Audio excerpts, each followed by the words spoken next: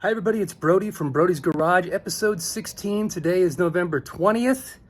I'm out in the garage. I just got back home yesterday from Greensboro, North Carolina. I did a show out there with the Greensboro Symphony Orchestra. It was the music of Queen, and it was a great time. We had a good crowd, and despite the long travel back and forth, it was a good show. I got back and decided to dive into these Fenders, and I got to show you what's going on here. All right, so this is the driver's side. This is the good side of the car. Now, I haven't dug into there yet, and I probably will, but I knew that there was Bondo up in the front because it was cracking out, and that is what was underneath that Bondo there. And it just baffles me what people are thinking when they go to try to fix something, or they try to apply body filler to something like this. I mean, they didn't even grind it down to bare metal, let alone try to, fix the dent as much as they could. What Bondo is used for is just a skim coat. That's just to fill in the little ripples, not an inch thick dent. So this is the good side, if you can believe that. That is the good side of the car. And then we go over here, and we probably have no less than a gallon of body filler that was just caked onto this entire fender. There isn't a single inch of this fender that didn't have Bondo on it. I've never seen anything like it. The entire fender was made out of Bondo. Yeah. This is about where it becomes just a tiny thin coat. Everything else I scraped out. I used my heat gun there and just kind of went one little piece at a time and heated it up and softened it up and just scrape. And you can see the whole thing is just contoured and caved in. I don't know if you can see that as good as I can see it, but it's just right there. It's in, I would say, 1.5 inches from where it should be out here at its lowest point. That's my guess. So I ended up calling Modern Performance Classics in Orange, California, and explained my situation. And I said, look, you got repro fenders there, and how bad are they? I don't want something that's as bad as this, And he seemed to assure me that the fenders that he gets are through the original Tooling for Good mark, which I guess the story goes, they used to be a really good company, and then they got bought out or sold to somebody else and changed ownership, and it went downhill. I can't confirm or deny any of this, but I did have a long talk with the guy, and at this point, I don't have much to lose. So I'm gonna get the fenders. Unfortunately, he's got a driver's side, but the passenger side is apparently stuck on a ship somewhere out in the Pacific. And I've had the same story. I've called a number of different retailers for sheet metal, and they're all saying pretty much the same thing. Passenger side not available, don't have an ETA on the date. They're probably all coming from the same manufacturer. I don't know, but my guess is there's probably no more than 1, 2, maybe 3 different people who have the tooling overseas for a 67 Nova front fender. There can't be that many companies that are stamping out front fenders. So I'm rolling the dice. What am I going to do with these fenders? First of all, it may be a week, it may be 2 or a month, or who knows how long before I get my repro fenders. If they're from the same tooling where this hood came from, I'm going to be thrilled, because take a look at this hood. Now, I apologize about all the debris over there, but this hood was stamped that it came from Golden Star. Now, Golden Star might be a name, a rebranding from some other company that did the tooling, but this is just a initial bolt-on, a quick adjustment, and set it on there, and I'm thrilled with the fitment of this hood. And the sheet metal is solid. The underside, I'm not going to lift it up right now, but the underside structure and reinforcement is all smooth, and it looks solid and sturdy.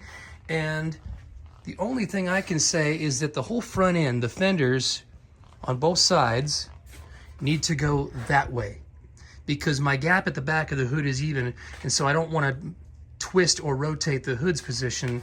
But the whole front end, like the radiator core support, might need to just go over a 1/4 inch, and then that gap's gonna come in and that one's gonna move out, and I think it's gonna sit really nicely. But this hood looks great.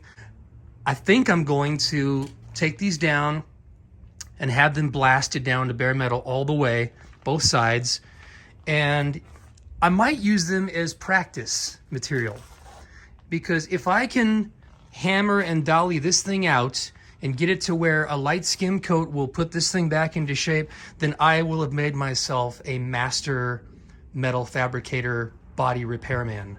And so I'm looking at this is my education for how to do body repair. If I can fix this thing, I can fix anything. On another note, I just got some boxes in the mail. All right, here we go. These are the used parts that I got from Brian McGee. Thank you, Brian. We have stainless steel trim that goes on the top of the quarter door, and we have the long pieces that go on top of the door edge. We have the weather stripping stainless retainer trim that goes up under the roof line and on top of the door. The vent windows and their frames. I have replacement glass, I have replacement inner frame, I have replacement rubber. We just need the exterior stuff and the hardware. Those are the door latches and the rods that actuate them, and the actuator handle part right there. Glass channels, glass stop, limit the travel of the glass. Quarter glass channels, brake pedal assembly, which mine's an automatic, so I don't need the clutch pedal. I'll probably just cut it off up there. This is the tilt column, steering column mount bracket. We have a 67 hood latch and the catch pin and the hood latch support that goes behind the grill. I think these are the, I think those are uprights for the quarter glass. Not totally sure. And these are the glass channels for the side windows. Again, those are the top stainless trim. I got new reproduction door panel retainer moldings and headlight adjuster bucket assemblies. I got reproduction sun visor mount brackets. I got the sun visors but not the brackets, so I needed these. Those are all the things that I got today. So what I think I'm going to do right now is pull those piece of fenders off the car and take all this used stuff and take it down to my buddy Chapo's place, 6651 Customs, and they do powder coating and they do sandblasting, media blasting. I'm gonna get all this stuff stripped down, cleaned to bare metal, and if nothing else, I'm gonna use those fenders to practice on. And if my reproduction fenders get here before then great. We'll see whichever thing ends up being the best option.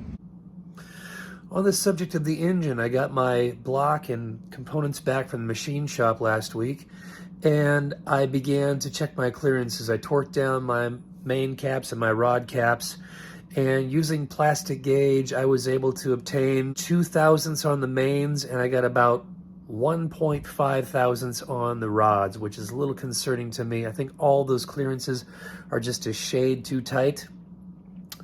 And confirming that with a lot of the forums and the race groups for the LS engines, I think I want to increase my main and rod bearings up to about 2.5 thousandths. So what I did is I ordered a set of thinner bearings. They're thinner by 1 thousandths. Also, I don't fully trust the plastic gauge, so I went ahead and I spent the money and I bought myself a micrometer set and a dial bore indicator, and I want to do it right. I want to go double check all my clearances, and I want to make sure that my tolerances are good. That way I've got room for oil to pass through around the bearing there, because you don't want to have a dry bearing. So I think that's it for today's episode, December 20th. If I don't see you in the next episode before the holidays, I hope you have a great holiday. Merry Christmas, Happy Hanukkah, Happy New Year, whatever. There'll be a lot going on here soon, so check back for updates, and please subscribe to my channel so that you can follow along and see how this thing turns out. Take care, everybody.